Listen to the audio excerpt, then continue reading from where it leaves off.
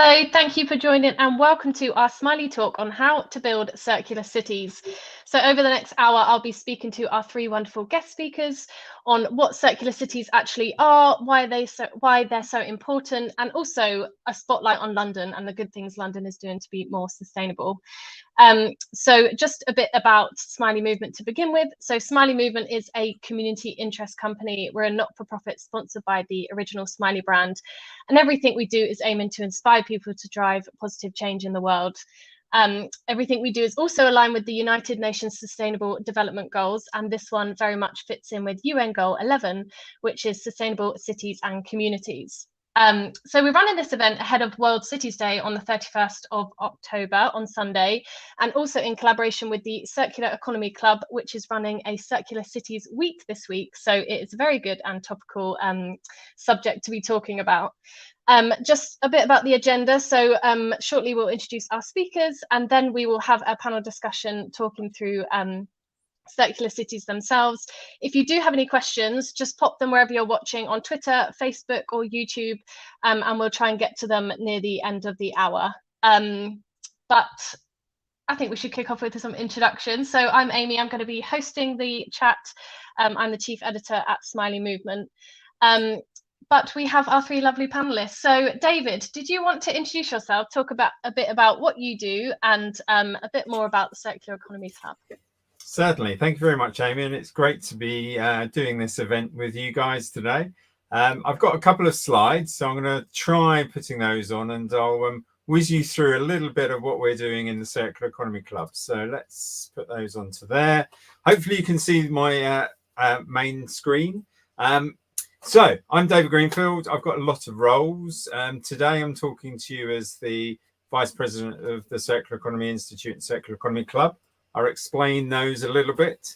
Circular Economy Institute is really the professional body to try and ensure that people that are interested in circular economy, which we'll discuss as a topic as part of the discussion, has got some standards to work to. I'll take you through a little bit of the training. And the Circular Economy Club, we've got 280 cities around the world which run not-for-profit, volunteer-run groups to try and get people interested in circular economy. Very clear vision. We want to get as many cities as possible to be circular, and we want to play a key role in ending waste to landfill in major cities around the world. We are global. You can see where all the clubs are. 8,000 members, 280 clubs, 90 cities, 90 countries. And it's very much about a community and a network. So a community of people in a local area brought together by a network of communities across the globe. As Amy mentioned, it's Circular Cities Week this week. We really want to highlight the fact that circular is something that cities need to embrace, and some cities are doing it very well. We've got 32 cities hosting events across the world, and some really exciting stuff there. And in London, we have a volunteer team of people that are dedicated to try and get circular into the city. We're all volunteers and we've all got specialisms. Katerina's fashion expert, Natalie's a reuse and recycling expert, Satish is a finance expert. I haven't worked out what my expertise is yet. No, that's not true. We're doing a lot at the moment. So we've just launched a new Circular Economy Club map of circular opportunities across London. So food, fashion, electronics, and showing you where different circular activities are being hosted or are being undertaken. We're adding to this as we go along, and it's an open source map.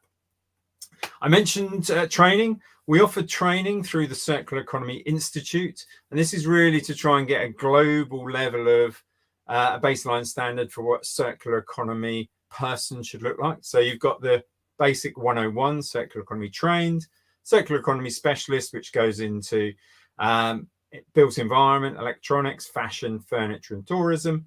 And then we want people to become instructors to teach their own organizations.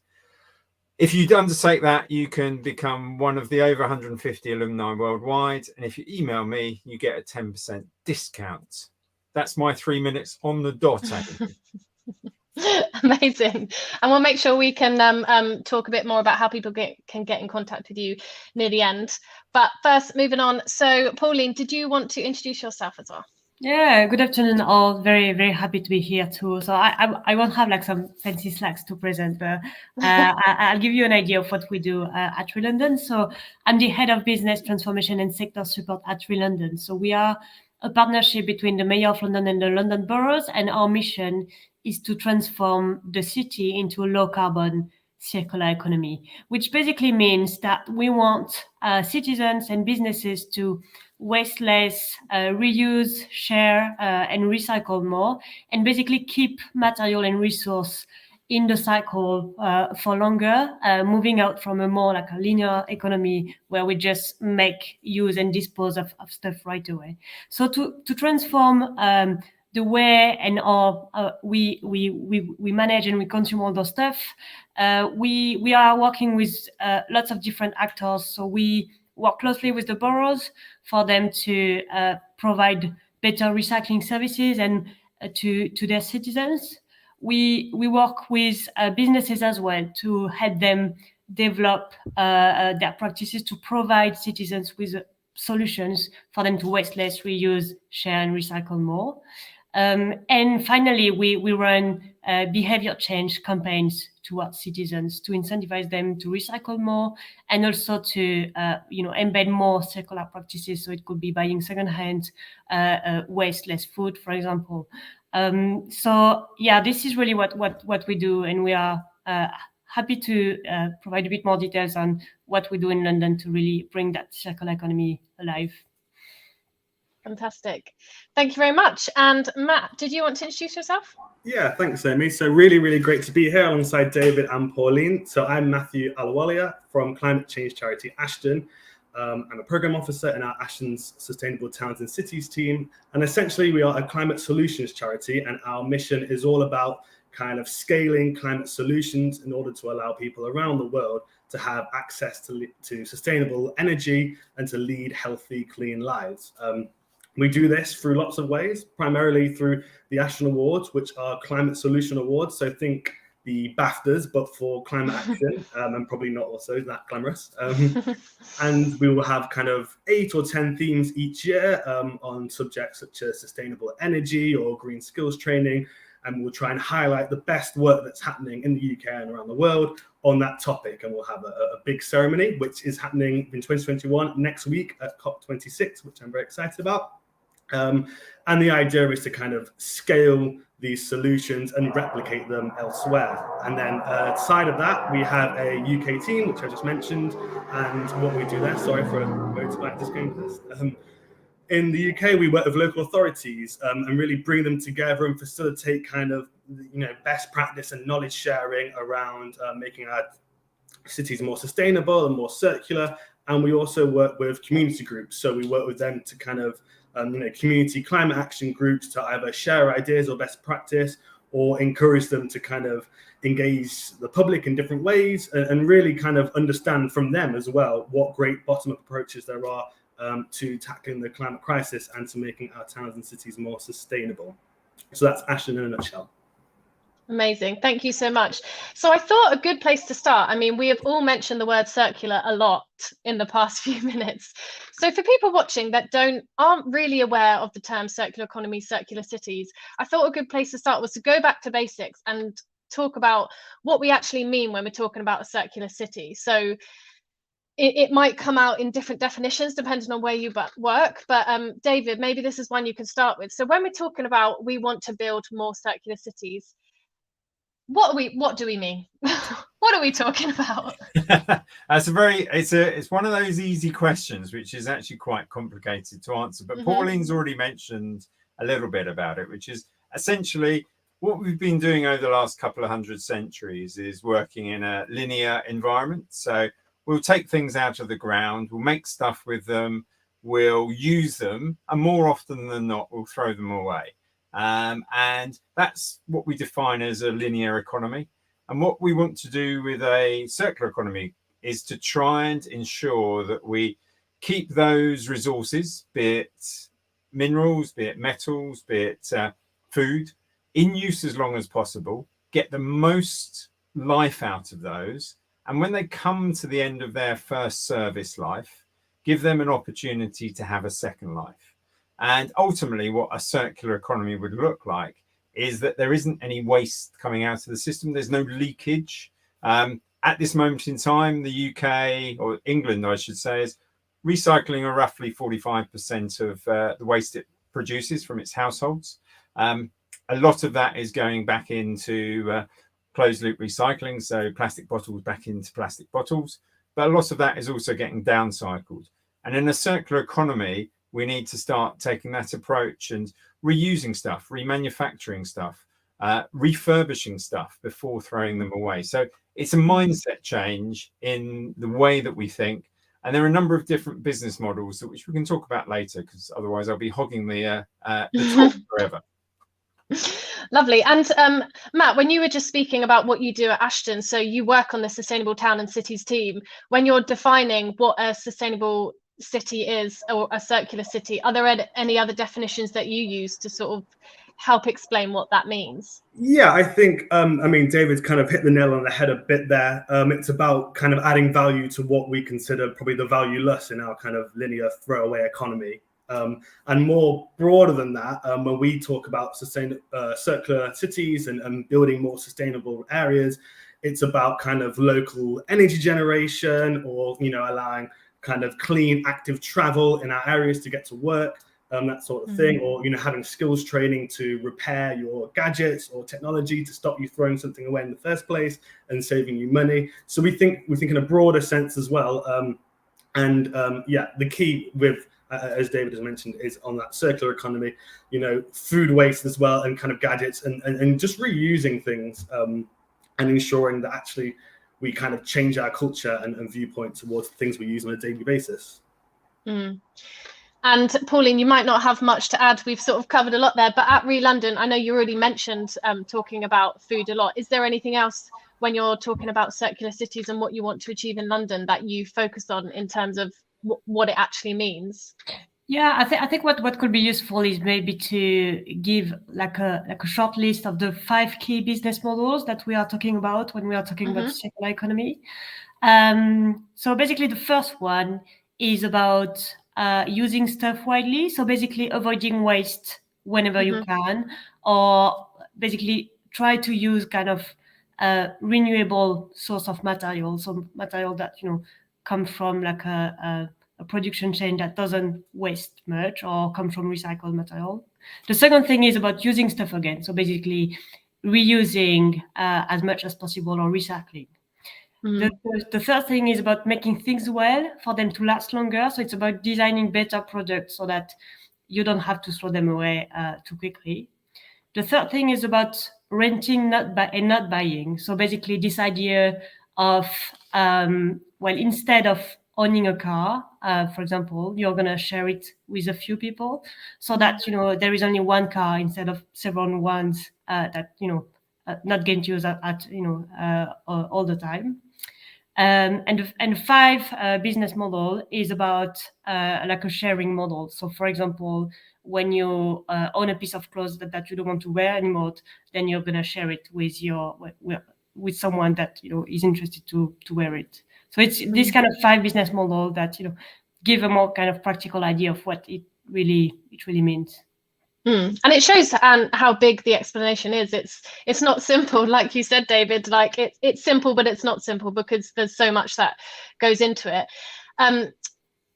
So why is this so important? I mean, I'm asking that question. I know why it's so important, but could anyone give an example of if cities were to move towards this idea of a circular city, to really focus on those 5 business models, what would make a difference to our planet in the next 5-10 years? They're complete approximate years there, but what is the impact these models are going to make if cities start taking them on? Pauline, maybe you could carry on from that. Yeah, sure. So basically, if you look globally at all the carbon emissions, around half of it comes from what people generally think about when they think about, you know, the climate emergency. So it comes from emissions from transport, the electricity grid, and the energy needed for heating buildings. But this is only half of the emission globally, and the other half is about manufacturing the products that we all use every day, so the food and the materials. So this is a big chunk. And basically what we are saying is that the circular economy is a way to basically use those resources in a more efficient way, so that we need to basically make less of stuff, but still have the same kind of consumption and usage. And so we estimate that around for this kind of half side of the carbon cake, if you want, circular economy can actually answer half of it. So ultimately, we can reduce 25% of our emissions only by using stuff more efficiently and applying those 5 business models I was talking about. And it's like, I guess it's about changing habits. I know you spoke at the beginning about behavioral changes, and a lot of it is learning, like you just said, how much it can make a difference, and also starting to change your behavior and turn those things into habits. David, is there anything else when you're talking about the circular economy with the carbon? Is there any other impact statements that you use to sort of show why this model is so important? Absolutely, and Pauline's mentioned carbon, and I think one of the key things that we need to recognise is that circular economy is a multifaceted set of tools that are actually very useful for trying to combat climate change. So COP's already been mentioned. We've got COP happening next week. Circular economy is one of a band of different tools that can be used. And at a city level, there are some really clear and easy to implement options. So I've been working with the London team for a couple of years. They've got a very exciting report being launched next week. I'll let Pauline talk about that later.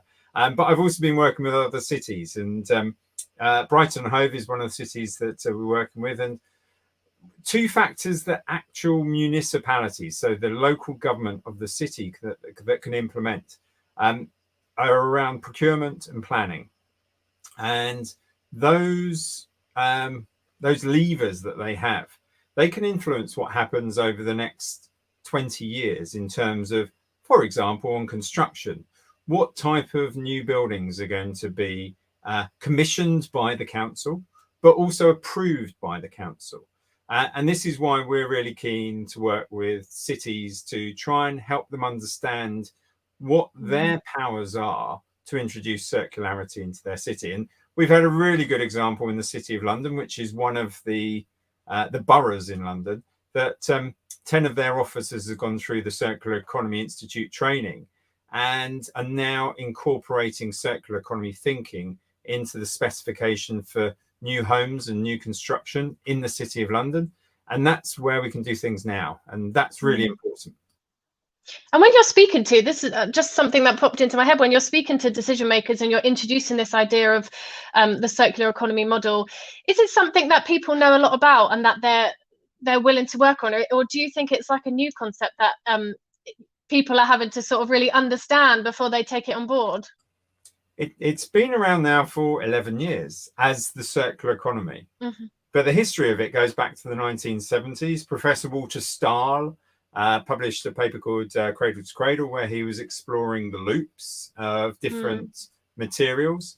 I think in the last 2 years, circular economy has definitely become much better well known than it was. And that's partly down to the fact that we've now got a European legislation dedicated to circular economy, and the fact that the UK government launched the waste and resources strategy in 2020 that included many references to circular economy, and we're starting to see that come out in legislative instruments such as extended producer responsibility, deposit return schemes, and waste prevention are coming out through the Department of Environment, Fisheries and Rural Affairs at the moment.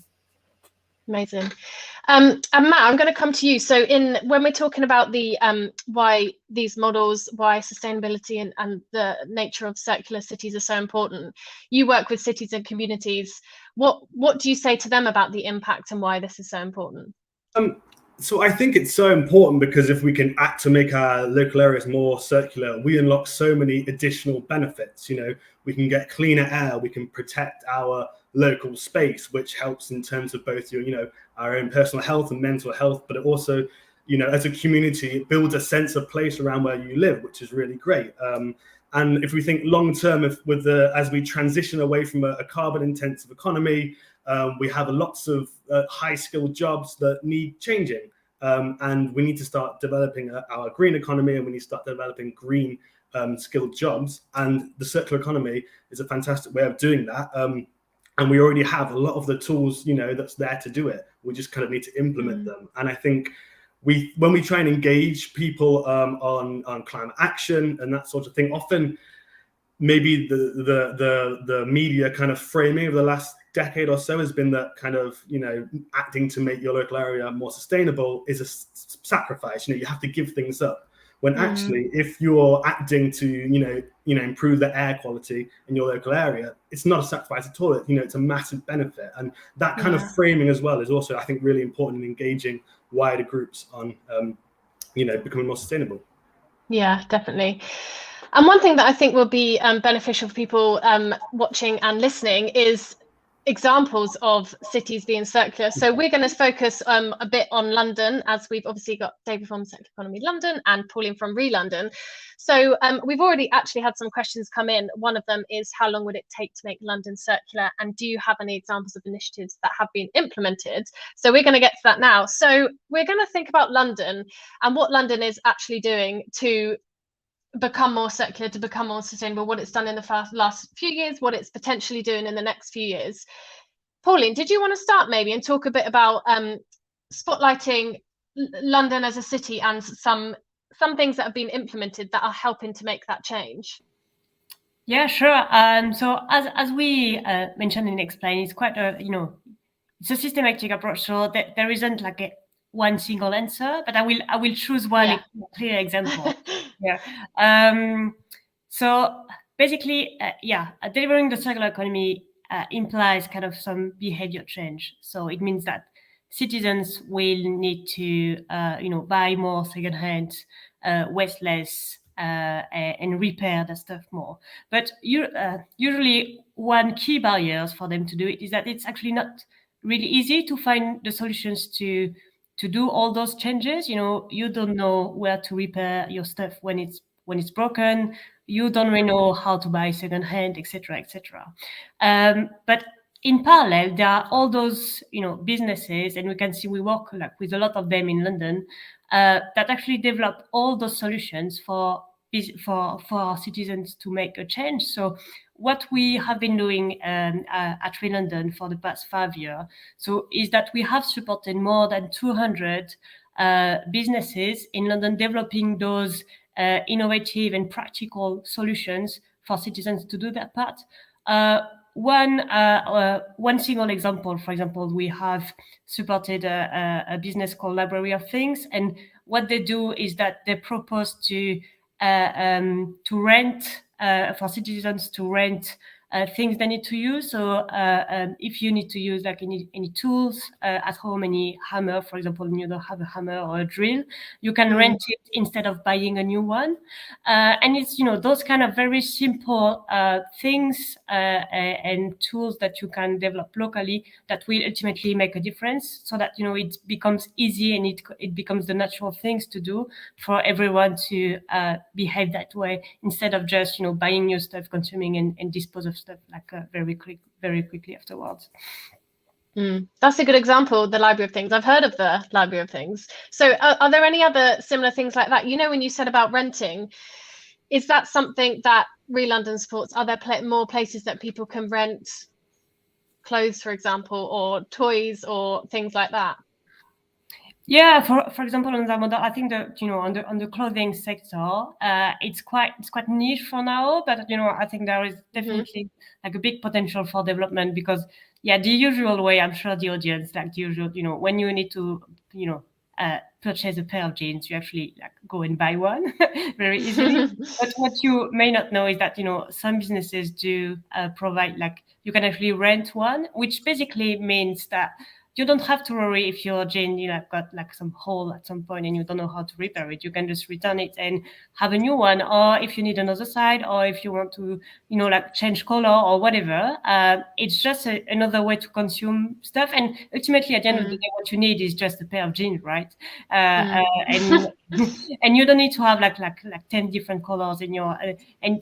So it's just a new way of consuming. So yeah, in the clothing sector, it's definitely like a big potential development.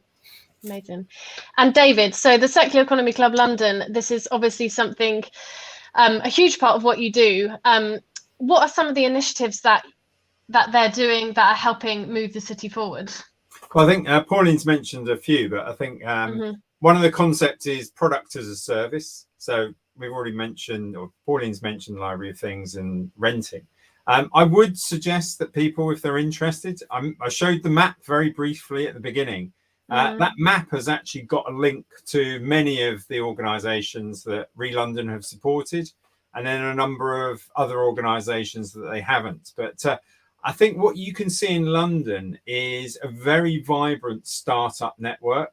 We've got examples of many organisations that are taking on board the circular economy principles and doing something real with them. So we've got companies that have come out of the university that have created an alternative to single-use plastic bottles by creating a edible capsule that you can put liquids in, that you pop in your mouth, and you get the drink, which is ultimately what you need, and zero waste. You've then got other companies that are creating house insulation out of mushrooms. So the root structure of mushrooms, which is called mycelium, is grown on top of wasted products, and then they're growing house insulation that is, if not more effective than plastic insulation, which is mostly what plastic insulation is out.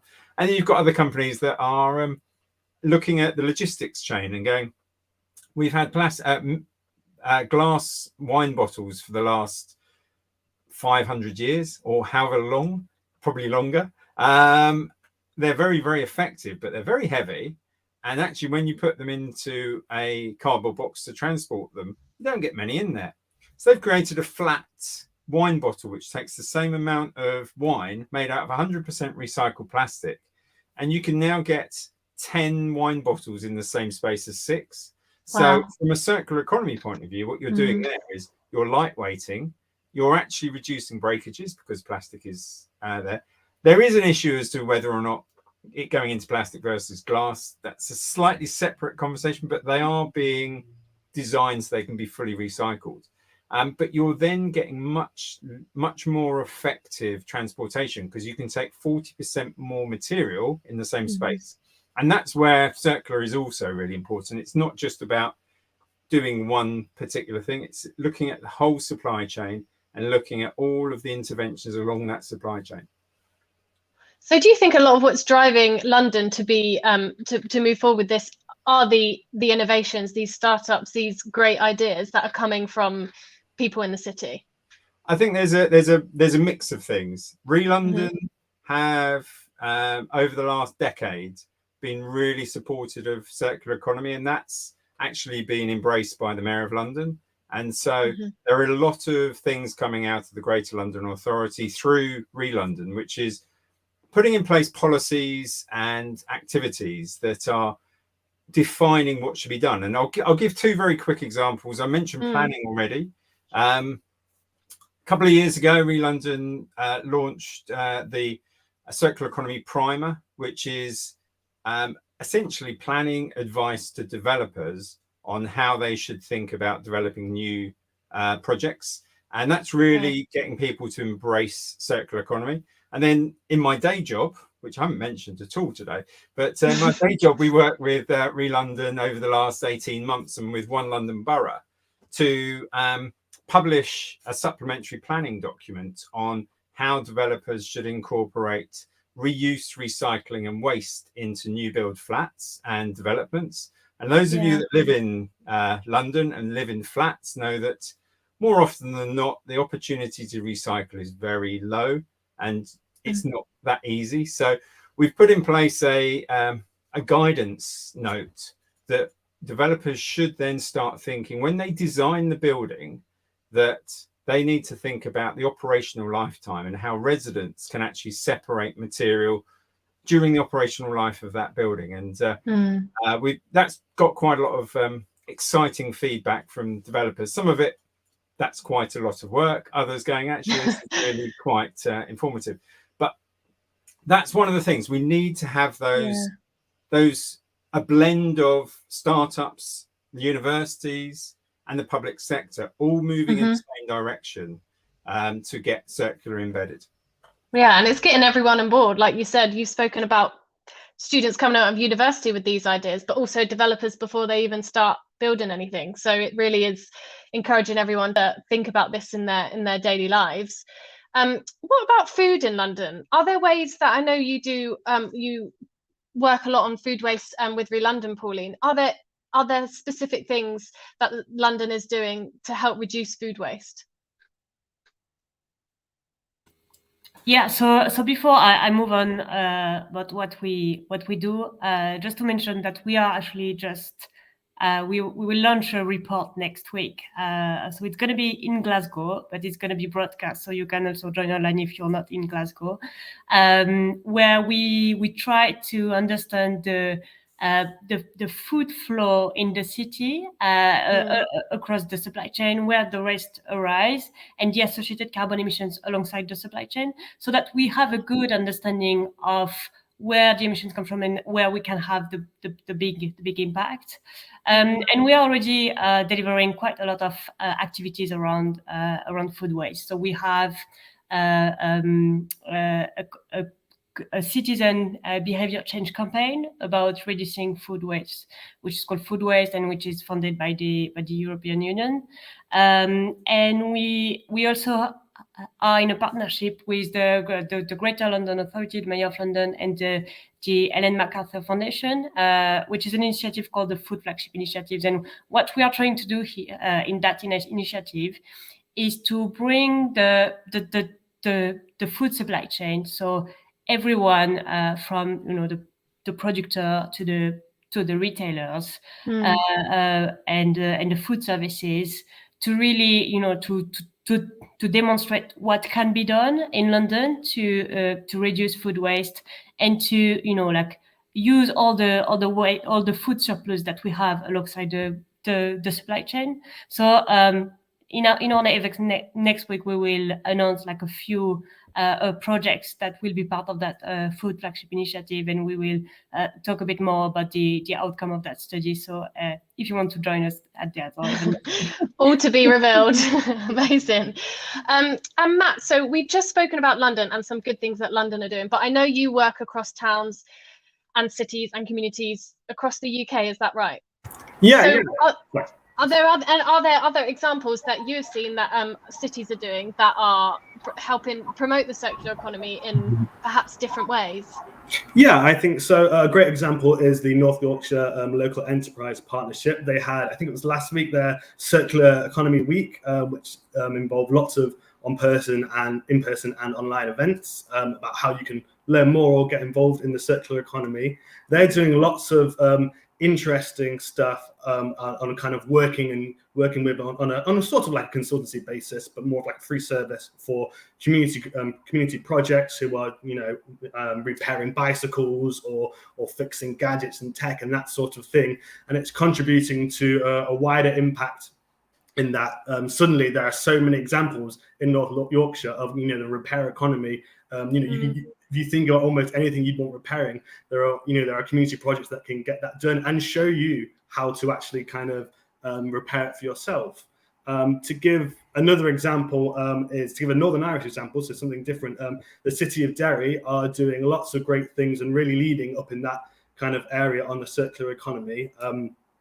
They're really working to kind of educate people, particularly on food waste and doing things like upping food waste collection, because I think it can be quite confusing, thinking about what to recycle when and what to do with what. And in terms of their wider leadership, Derry, one thing which is a really kind of, I think, important is they're kind of demonstrating the economic argument as well for becoming more circular.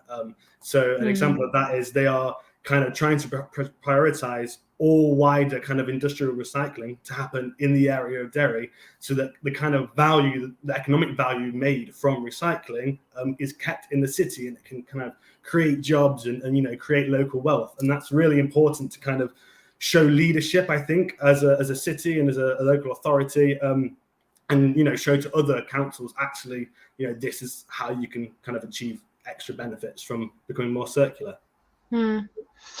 And David or Pauline, do you have any, or have you heard of or seen any other examples of cities just having really great initiatives or projects that are really, that you would love other cities to copy? There are loads, and I think this is one of the really exciting things. We did a review of circular economy route maps across Europe 2 years ago, and we got to about 45 and started losing count. So there's a lot of people doing things. I think one of the key things that we're seeing, and I'll use Amsterdam as one of probably the more advanced circular cities. Yeah. The public sector have really understood what circular economy can do for the local community. So they have started investing in local system change. And I've mentioned construction a couple of times. But one of the things that they are doing there is they're actually building a resource centre.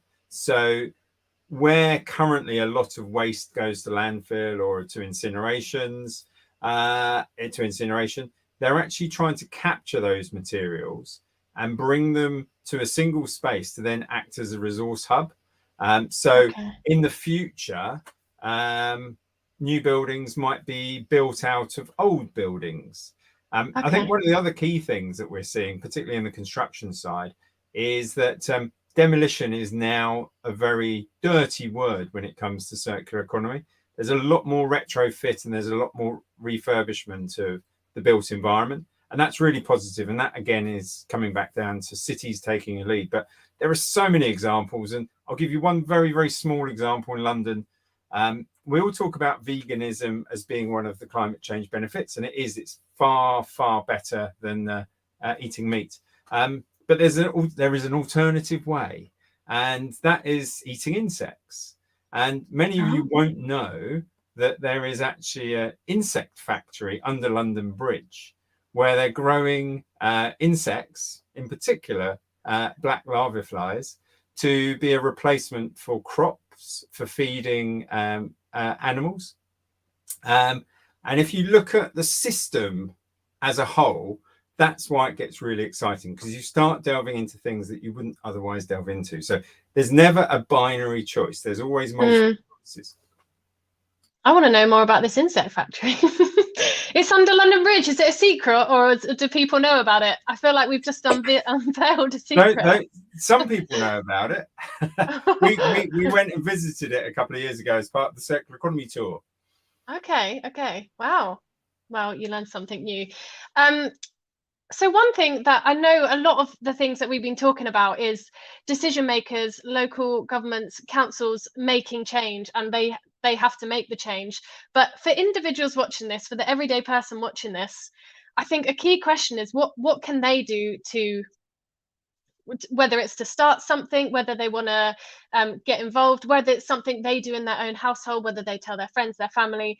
Are there any smaller actions that people can start to take that hopefully will influence others that you think are, could be a really good starting point for helping to make their communities more circular? Pauline, maybe you could take that one. Yeah, so there are plenty of stuff, but I will maybe choose 3 of them. So the first thing is try to reduce your food waste. We all, have some food waste, unfortunately, like avoidable food waste that could have been eaten. So try to reduce that to, eat leftovers and, at the end of the day, use everything that you buy. The second thing is repair stuff whenever you can. So, even like for clothing, for garments, but also for electrical appliances, there are usually a way to repair them instead of just buying a new one. So try to repair as much as you can.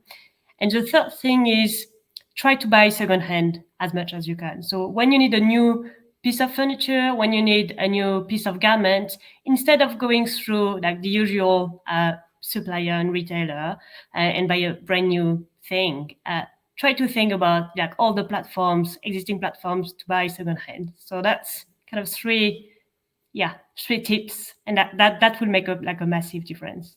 And there's so many places to buy secondhand now. I feel like obviously charity shops, there lots more people go to charity shops to do their shopping now, but I see new apps popping up all the time, and Depop, there's different apps that people can buy clothes on, so it is becoming more accessible, I would say, especially talking about the secondhand. Matt, go ahead. Just to interrupt the flow, but I think also, just building on what Pauline says, there's a lot of opportunities to actually share stuff for free. So there's platforms such as Freegal and FreeCycle that you can actually go and find stuff that people don't want and get them for free. And for me, the simple thing is dematerialize. Don't. And when you say that, what do you mean when like dematerialize? People are keeping that word in their head. Before you actually purchase anything, whether it's secondhand, whether it's new, whether it's shared, do you actually need it? And there's a difference between need and want. Many people want things, but actually, do you actually need it? And that mindset change is really important when it comes to circular, because you then start refining your choices based on whether or not you need something. So there's a bit of a campaign going around at the moment about, should we be buying tat for Christmas? That's a technical term, tat. And that's it's one of those things. How many Christmas presents have each of us had over the last 20 years that are sort of like an office secret Santa that you look at for 10 minutes and then go, okay, that goes in a drawer, and then 2 years later it goes in the bin. That's where we need to start thinking about how we consume and how we stop consuming as much as we have done in the past. It's a good point, and it's made me think of how Facebook Marketplace, which is the reselling system, is something I feel like it's become hugely popular in the past few years, and people using that probably don't realize they're helping contribute to the circular economy by buying someone's old chest of drawers rather than buying it new. But that, like you said, that sort of sharing, passing on, reselling is helping contribute to it and making people buy less stuff new. Are there any other, David or Matt, any other sort of tips or advice you would give the individual? So we've obviously talked about thinking about what you buy. Do you buy new? Do you buy secondhand? Repairing things. Do you have any other tips? Maybe? Yeah, I think one completely different kind of idea and option is to make your voice known and heard with local authorities. So I think close to or about 80% of local authorities now have declared a climate emergency. And as Pauline mentioned earlier, developing a circular economy is a massive way of cutting carbon. So almost all councils are looking at doing this, to some extent. And most councils, as they're formulating circular economy plans, will be doing public engagement, and that could be through a citizen assembly, but often it's through online public engagement through tools such as Commonplace. And if this is happening in your area, you're able to check that out on your council website or on the Commonplace website tool, and you can make your voice known. If there's not enough circular economy options or there's not enough kind of engagement or education, you can ask for that, and that's kind of those ideas and that input are fed into council decision makers who will ultimately kind of formulate plans to make that area more sustainable or I guess not. And so for the people so there might be those people that do feel confident to have that voice and to share it. For the people that and David, you might be able to comment on this, and we have already mentioned it, but I do think all the things we're talking about, reducing food waste, repairing, buying secondhand, it does really take like a lifestyle shift. It like the way people shop, the way we think about, I need this, so you go to the high street and get it. How can we help, or how can people themselves change that mindset, really shift that mindset? Like where do you start? Because I'm sure it takes time. I'm not sure how long it takes to change a habit, but There's a It study. does. It's no, it's a really important point, because actually it isn't one single big step. I think that's the first thing. These are a series of little steps. And for example, the first thing you can do, and I know we've got an energy crisis at the moment and energy costs have gone through the roof, but one of the first things you can do is actually look at your energy supplier and see whether or not you're getting green energy, so renewable energy.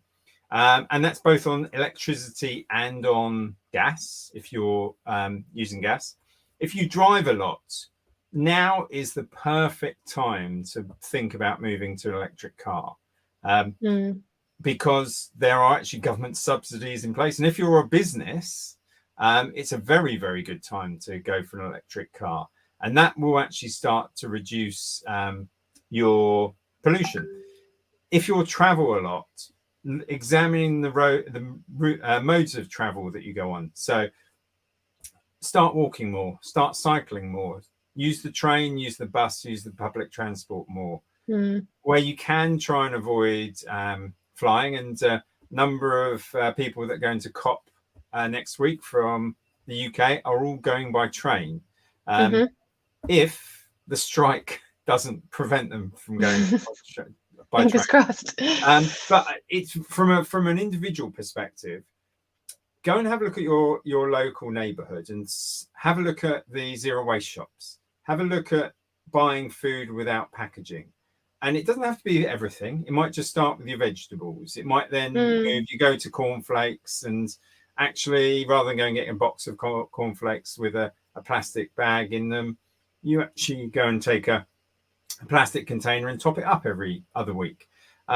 Find those little steps, and cumulatively, that's going to be really important. And I think that is, don't be daunted by it. This is a behavior change, but it's a subtle behavior change. And if everybody does one or two little things over the next few months, it's going to have a cumulative effect over the next couple of years, because it will then start to become part of your daily habit. And I think that's important what you said about it doesn't have to be everything. It could just be your fruit and veg. Because I know, like, I've actually recently come across a zero waste shop where I live, and it's pretty expensive, but there are some things that you think that's the change I could make, but I couldn't do my whole shopping here, because sometimes just budget can't, and for a lot of people might not be able to. But I think that's so important. Every little thing can make a difference, because it makes it seem achievable.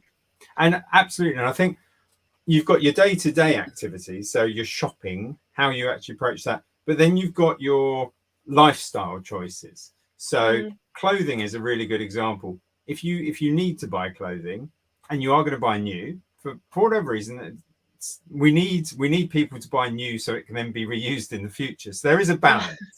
But when you do buy new, go and understand the source of that material if you can. So are you buying an ethically sourced material? Are you buying organic materials? Are you buying from a company that is using child labor in Asia, for example? There is a lot of information out there to now give you the information to be an intelligent consumer, and intelligent from the perspective of benefiting the planet. And it might mean a little bit more research up front. It might mean a little bit more cost up front, but actually you're probably then buying better quality stuff, which is going to last longer.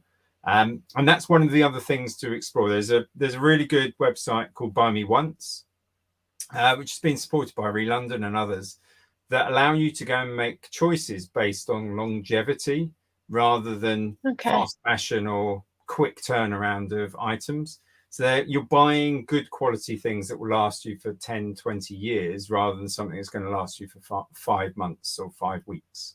That sounds really interesting. I was just about to say we should go to some questions, and that ties in well. One of the questions someone has just asked is, are there any apps or online tools to help you on your journey to be more circular? So Buy Me Once, that obviously is a great tool. Is it a website? It is a website, and they're on our map as well. So I would suggest that if people are interested, go along to ceclondon.co.uk, which is our website. And on there, you'll see a map, and that's got a link to a number of different circular economy initiatives. And and you'll be able to find electronics, construction, plastics, food, things that are going on across the city. Yeah, there's a huge network of people out there. I could spend the next hour listing them out of my brain, which is more worrying, but I'm sure And do you know what? Pauline could as well. Yeah, so we Pauline- are actually, so actually, this is quite a well identified gaps in terms of, and this is what I was mentioning earlier is, how do you find the solutions to actually make those behavior? Because we're not going to do it if we don't have like a quick and easy and accessible solutions. So what we are developing is basically kind of similar to the map that David is mentioning, but on a hopefully kind of larger scale is a platform to promote all those businesses and brands providing solutions to citizens, and they're going to be, so that's kind of like a very kind of consumer focused side of the platform. And alongside that, they're going to be like more like a business to business or business to government side of the platform, where we are trying to build a community, because actually the issue that consumers have of, being a bit lost between all those solutions and not really knowing what's going on is the same for business. And this is quite a big barrier for business, not knowing who their suppliers can be or who their business partners can be for them to improve. So that's, really the purpose of that platform that we plan to launch in January next year.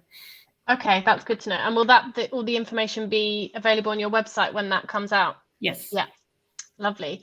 Another question someone's asked, and Matt, maybe this could be one you could take, is what are some of the issues stopping organisations or towns or cities becoming more circular? I think the main obvious one is finance. In terms of local kind of enterprises or SME, small businesses, finance is a massive barrier. So definitely a need is kind of financial support to make those steps.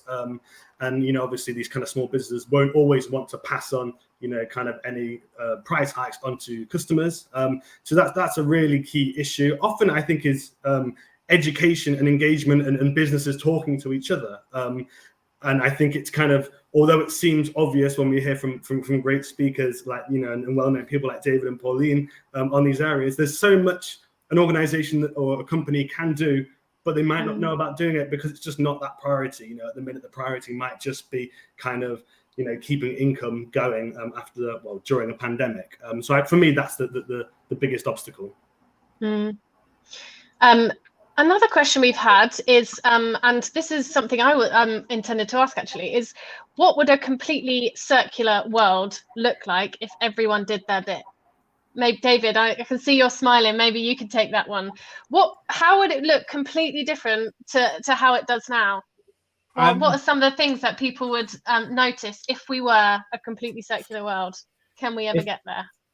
I think that the last part of your question is probably the most pertinent. Can we ever get there? I don't know whether we will ever be able to get to a truly circular world, but we can make great strides towards becoming more circular. And I think that's absolutely critical. All of the things that we've discussed over the last hour are about little steps to be reducing the impact on the planet. So we'll reduce the amount of waste. We'll reduce the amount of use of virgin raw material by reusing stuff, remanufacturing stuff and the like, which is therefore preventing ecosystems being destroyed in other parts of the world. We'll start to actually utilize whatever waste is being generated in the most effective way. We won't be getting rid of stuff. So we'll start looking at things from a slightly different perspective.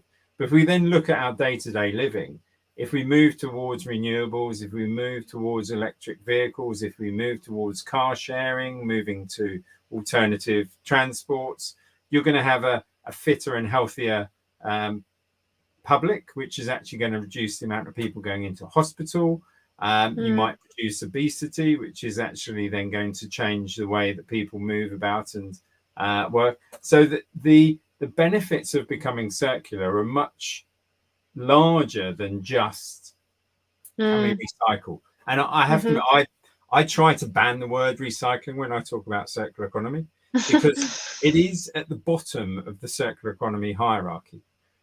Dematerialization, reuse, refurbishment, remanufacture, they are the key things for certain products. But a truly circular world would be living in nature with not much around you. We aren't going to get to that point, but we can get a lot closer than we are now. I think explaining those knock-on effects of people's health, of the hospitals and things like that, really does put it in perspective, doesn't it? That all those small steps that everyone can take really can make a really big difference.